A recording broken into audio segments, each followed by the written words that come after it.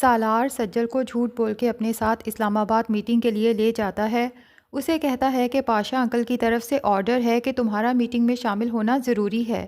حالانکہ تیمور پاشا نے سالار کی اس ریکویسٹ پہ اسے کہا تھا کہ ایک دفعہ سجل سے پوچھ لو، مجھے نہیں لگتا کہ وہ تمہارے ساتھ اسلام آباد میٹنگ میں جانے کے لیے ایزی فیل کرے گی۔ ہاں، اگر وہ راضی ہے تو میری طرف سے کوئی اعتراض نہیں ہے۔ اب سجل سالار کے ساتھ یوں اکیلے اتنی دور میٹنگ پہ جانا تو نہیں چاہتی، لیکن جب وہ سنتی ہے کہ پاشا انکل کا حکم ہے تو اسے چاروں ناچار ساتھ جانا ہی پڑتا ہے۔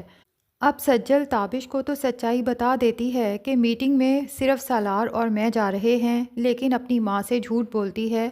کہ پورا سٹاف جا رہا ہے، کیونکہ تابش ہی اسے سمجھاتا ہے کہ اگر تم آنٹی کو سچ بتاؤ گی تو وہ بلا وجہ پریشان ہوں گی۔ لیکن مجھے یقین ہے کہ اگر تیمور پاشا نے اس میٹنگ میں تمہیں سالار کے ساتھ بھیجا ہے تو تم ان کی رسپانسبلٹی ہو۔ سالار تمہارے ساتھ کچھ برا نہیں کر سکتا۔ بہرحال وہاں واپسی پہ موسم اتنا خراب ہو جاتا ہے کہ سجل اور سالار کو مجبوری کے تحت وہیں ہوٹل میں سٹے کرنا پڑتا ہے۔ اب سالار وہاں سجل کے سٹے کے لیے الگ روم بک کروا دیتا ہے، لیکن چونکہ سجل کو بجلی کی کڑک چمک سے بہت خوف آتا ہے، اس لیے اٹھ کے سالار کے کمرے میں چلی جاتی ہے کہ اگر تم مائنڈ نہ کرو، بارش رکنے تک میں یہاں سٹے کر سکتی ہوں۔ سالار اسے روم میں داخل ہونے کا راستہ دیتا ہے اور ساتھ ہی حیران بھی ہوتا ہے کہ بظاہر اتنی بے خوف نڈر نظر آنے والی لڑکی بجلی کی کڑک چمک سے اس قدر خوف زدہ ہے۔ سجل صوفے پہ بیٹھ کے انتظار کرنے لگتی ہے کہ جیسے ہی بارش رکے تو وہ اپنے کمرے میں جا سکے، لیکن نہ بارش رکتی ہے اور نہ سجل جا پاتی ہے۔ پھر وہیں صوفے پہ بیٹھے بیٹھے کب اس کی آنکھ لگ جاتی ہے اسے خبر ہی نہیں ہوتی۔ سالار جب دیکھتا ہے کہ سجل صوفے پہ بیٹھی بے خبر سو رہی ہے اور سردی سے کانپ بھی رہی ہے، تو وہ اپنا کمبل اٹھاتا ہے اور سجل کو اوڑھانے کے لیے آگے بڑھتا ہے، لیکن اسی دوران سجل کی یکدم آنکھ کھل جاتی ہے اور اسے لگتا ہے کہ سالار شاید مجھے اکیلے دیکھ کر میرے ساتھ کچھ غلط کرنے والا تھا۔ سجل کمبل کو پرے پھینک کے سالار کو بھی دو چار سنا دیتی ہے، لیکن اب سالار کا بھی ضبط جواب دے جاتا ہے، اس لیے سجل کو اچھے سے کھری کھری سنا دیتا ہے کہ میں ہر لڑکی کی رسپیکٹ کرتا ہوں اور ایسے لڑکوں میں سے نہیں ہوں جو اکیلی لڑکی دیکھ کے موقع کا فائدہ اٹھاؤں۔ بعد میں جا کے سجل کو بھی احساس ہوتا ہے کہ اس نے سالار کو کچھ زیادہ ہی سنا دیا تھا جو کہ اسے نہیں کرنا چاہیے تھا، اسی لیے کافی شرمندہ ہوتی ہے۔ اب سالار کی بے شک یہ انٹینشن تو نہیں تھی کہ وہ سجل کے ساتھ کچھ برا کرے، لیکن اسے اپنی جھوٹی محبت کے جال میں تو پھنسانا تھا،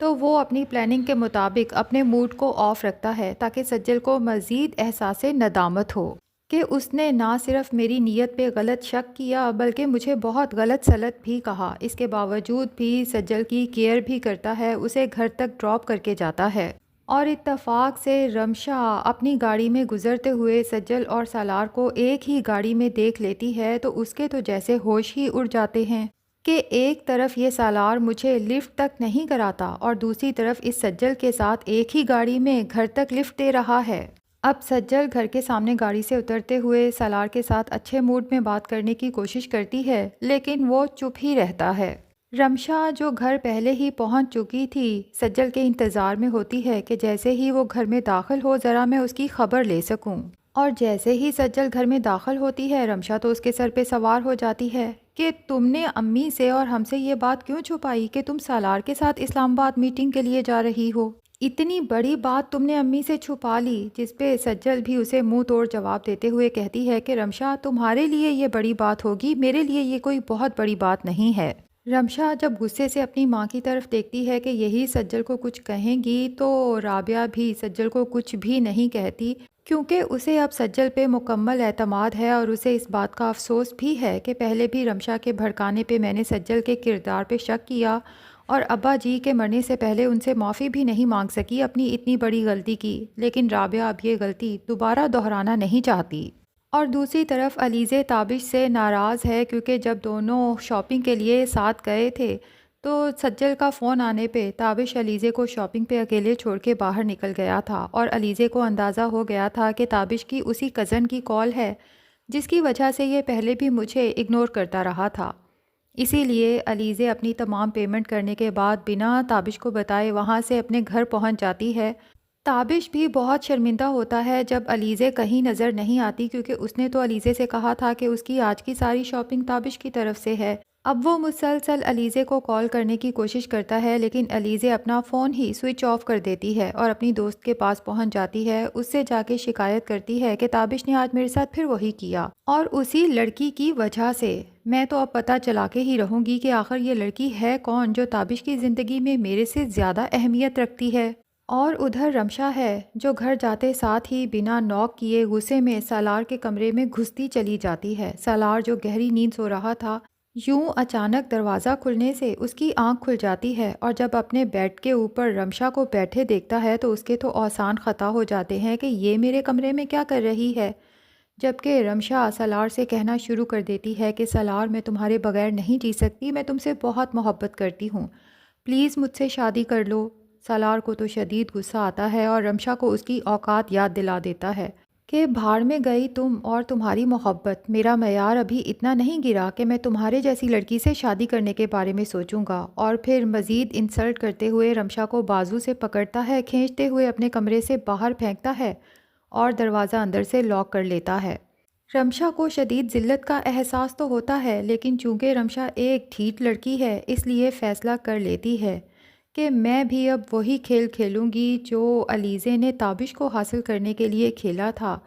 اور پھر اپنی بیٹی کی محبت میں بے تاب ہو کر جب تیمور پاشا سالار کو حکم دے گا مجھ سے شادی کے لیے، تو سالار کبھی انکار بھی نہیں کر پائے گا، کیونکہ رمشا کے دل میں خوف بیٹھ چکا ہے کہ علیزے کو تو اس نے اپنے راستے سے ہٹا ہی دیا ہے، لیکن کہیں یہ سجل سالار کو نہ لے اڑے۔ اور ادھر تیمور پاشا جو اپنی بیٹی کی شادی کی تیاریوں میں مصروف ہے، کارڈز بھی چھپ کے آ چکے ہیں، تو ارجمن کو اپنی شدید ہار ہوتی محسوس ہوتی ہے کہ اس نے ہر ممکن کوشش کی لیکن اپنی بیٹی کی اس غریب تابش سے شادی کو نہیں رکوا سکی۔ اس لیے تیمور پاشا سے کہتی ہے کہ کیا یہ شادی بنا شور شرابے کے سادگی سے نہیں ہو سکتی، کیونکہ میرے لیے اپنے سوشل سرکل میں موو کرنا بہت مشکل ہو گیا ہے۔ سب لوگ طرح طرح کے سوال کرتے ہیں کہ جب علیزے کی انگیجمنٹ اس ملک کے نامی گرامی بزنس مین سالار پاشا سے ہوئی تھی، تو پھر شادی اس غریب ریسٹورنٹ کے مینیجر تابش سے کیوں ہو رہی ہے؟ لیکن تیمور پاشا پہ ارجمن کی کسی بات کا کوئی اثر نہیں ہوتا، بلکہ اسے تو اپنی بیٹی علیزے کی پسند پہلے سے بھی زیادہ پسند آنے لگی ہے کہ تابش جس کی جاب چلی گئی تھی رشتہ لینے آیا تھا تو مجھ سے جھوٹ بول سکتا تھا، لیکن اس نے سب سچ بتایا۔ اور پھر جب تیمور پاشا نے اسے بزنس کرنے کی آفر کی تو اس نے صاف کہہ دیا کہ انکل، علیزے سے شادی میں محبت کی وجہ سے کرنا چاہتا ہوں، اپنی لائف سیٹل کرنے کی وجہ سے نہیں۔ شادی کے بعد علیزے میری رسپانسبلٹی ہے، اگرچہ میری حیثیت تو نہیں ہے، لیکن میں اپنی حیثیت سے بڑھ کے علیزے کو خوش رکھنے کی کوشش کروں گا۔ لیکن علیزے کے دل میں تو ایک انجانا سا خوف بیٹھ چکا ہے کہ وہ لڑکی تابش کو علیزے سے چھین سکتی ہے، جس کے لیے تابش علیزے کو بھی اگنور کر جاتا ہے۔ حالانکہ علیزے کو کیا پتا کہ تابش اور علیزے کی شادی ممکن ہی اسی لڑکی یعنی سجل کی وجہ سے ہوئی ہے۔ تو ناظرین، آپ کو یہ ڈرامہ کیسا لگتا ہے کمنٹ سیکشن میں اپنی رائے کا اظہار ضرور کریں۔ ویڈیو پسند آئی ہے تو لائک اور چینل کو سبسکرائب بھی ضرور کر لیں۔